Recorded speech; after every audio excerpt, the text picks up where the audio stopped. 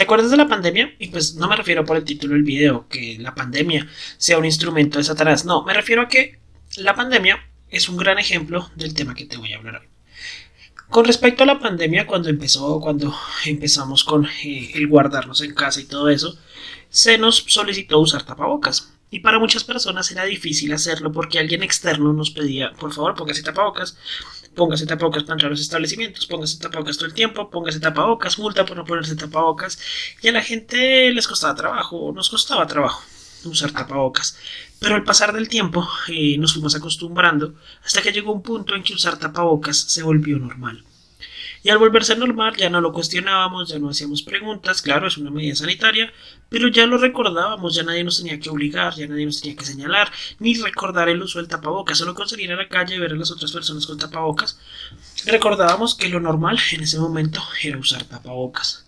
E incluso cuando se acabó la pandemia, cuando ya fue superado y cuando ya la norma sanitaria se retiró, aún muchas personas siguieron usando tapabocas y poco a poco la normalidad regresó en el aspecto de que ya no había que usar tapabocas. El instrumento del cual te quiero hablar hoy se llama el poder normalizador. Bueno, así lo llaman. El poder más peligroso que tiene el mundo, el sistema y Satanás contra la iglesia. El usar lo normal como un arma. ¿A qué me refiero? Me refiero a que cuando Satanás quiere enfrentarse a la iglesia, inicialmente lo intentó hacer con persecución, no funcionó, lo que hizo fue provocar una ola evangelística, lo quiso hacer con violencia, provocando la muerte de algunos mártires, pero eso simplemente servía de ejemplo y avivaba la fe de los demás hijos de Dios, y que tenemos grandes ejemplos de mártires y gracias a algunas persecuciones en algunos momentos fue que el evangelio llegó correctamente a América, y hay muchos ejemplos de cómo ejercer presión a la iglesia solamente produce que crezca porque el Señor guarda su iglesia. Pero hay algo curioso con el poder normalizador. El poder normalizador es coger algo externo, cultural, mundano y volverlo normal, volverlo la norma. La gente no se opone a lo normal. Nosotros no nos oponemos a aquello que consideramos normal. Nadie nos tiene que obligar a hacer aquello que consideramos normal. El problema es que a veces eso que consideramos normal no es bíblico. Y a veces ni siquiera cuestionamos qué tan bíblico es, simplemente lo hacemos. Y llega un punto en el cual nuevas costumbres, nuevas deformaciones de la moral en el mundo se impregnan en la iglesia porque se toman como normales. Tenemos un ejemplo reciente. Actualmente se intenta volver normal la ideología de género, se intenta volver normal el feminismo extremadamente tóxico y si no se va al otro lado al machismo también, que totalmente fuera de contexto, totalmente tóxico también. Y el problema es que se intenta volver normal, tomar el pecado de la homosexualidad y normalizarlo. Ya tenemos iglesias en Estados Unidos que lastimosamente se dieron y cayeron en la normatividad, en lo normal, y ahora para ellos es normal que haya creyentes homosexuales, es normal que haya pastores homosexuales, es normal para ellos casar parejas homosexuales. Y no estamos exentos de esto, y no quiero centrarme en hablar de lo que va a ocurrir, sino quiero que reflexionemos en nosotros mismos, en nuestras condiciones y en lo que nosotros consideramos normal. También hay que aclarar que la normalidad, o las tradiciones también, es algo que siempre ha estado con nosotros, es algo que siempre ha estado en el mundo, y por eso el Señor nos llama continuamente a renovar nuestro entendimiento en su palabra. Quiero que mencionemos un ejemplo, lo que le ocurrió a Cristo. Cuando Cristo estaba en el mundo, había muchas tradiciones, y estas tradiciones podían llegar al punto de contradecir la palabra de Dios. Tenemos un muy claro ejemplo que voy a leer aquí a continuación. Lo tenemos en Mateo capítulo 7, versículo 10. Dice así: porque Moisés dijo: honra a tu padre y a tu madre, y el que maldiga al padre o a la madre muera irremisiblemente. Pero vosotros decís: basta que diga el hombre al padre o a la madre, es corbán, que quiere decir mi ofrenda a Dios, todo aquello con que pudiera ayudarte, y no le dejáis hacer más por su padre o por su madre, invalidando la palabra de Dios con vuestra tradición que habéis transmitido. Y dice que muchas cosas semejantes a esto. Cristo menciona que aquellos que tradición, que ya era una norma, que ya era normal en sus tiempos, había invalidado el mandato del Señor. ¿Cuál es el mandato del Señor? Honrar a padre y madre. Pues nosotros lo aplicamos y lo forzamos mucho cuando somos jóvenes, cuando somos adolescentes, y a los niños, diciéndoles al niño tienes que honrar a padre y madre, diciéndole al adolescente tienes que honrar a padre y madre, y al joven que vive con sus papás tienes que honrar a padre y madre.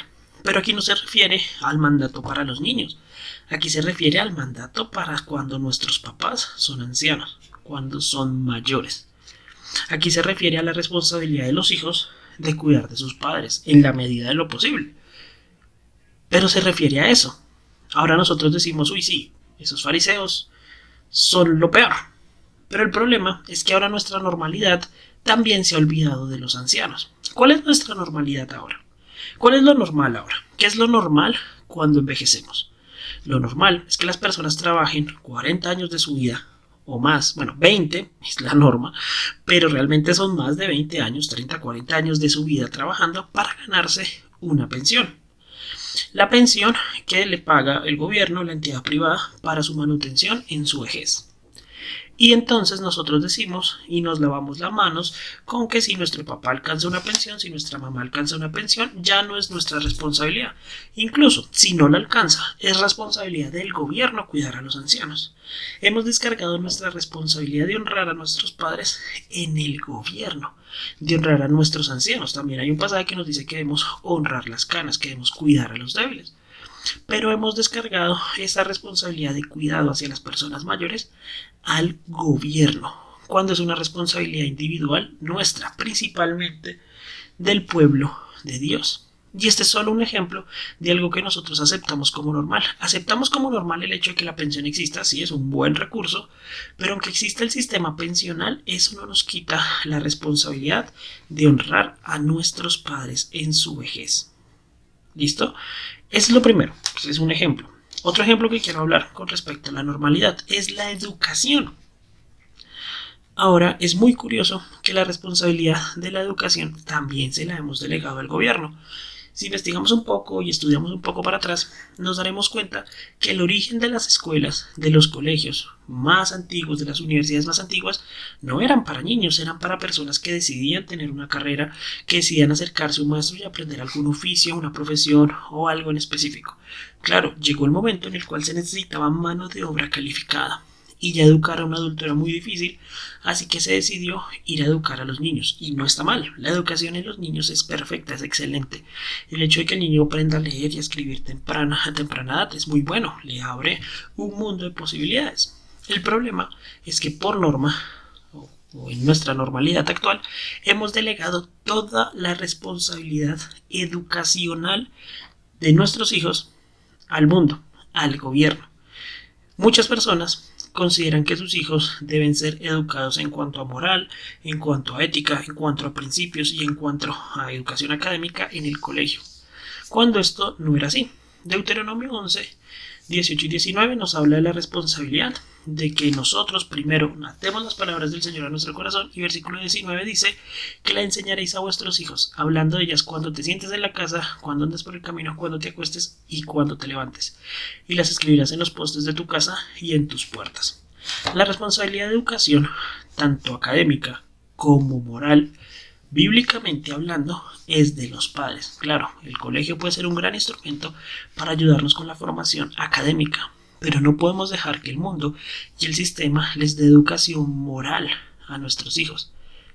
El punto más débil de la cadena en la iglesia es la educación que reciben los niños. ¿Por qué?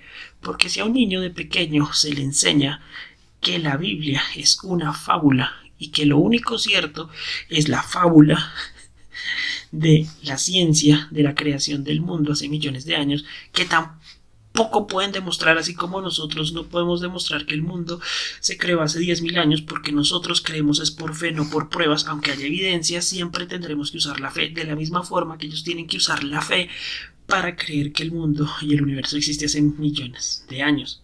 Ambos tenemos que usar la fe, solo que nosotros decidimos creer en Dios.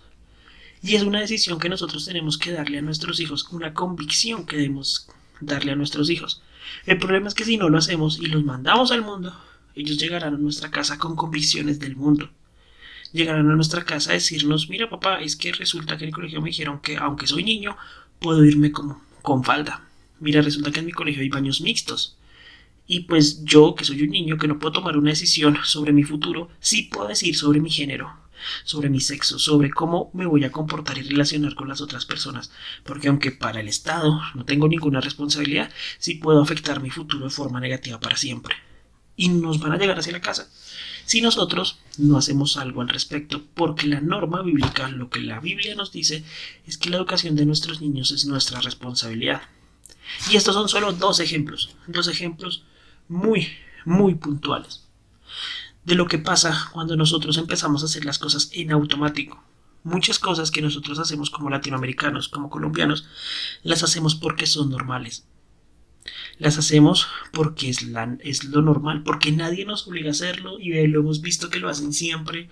Tomar, fumar, lo hacen tan natural que ya lo hacemos por inercia.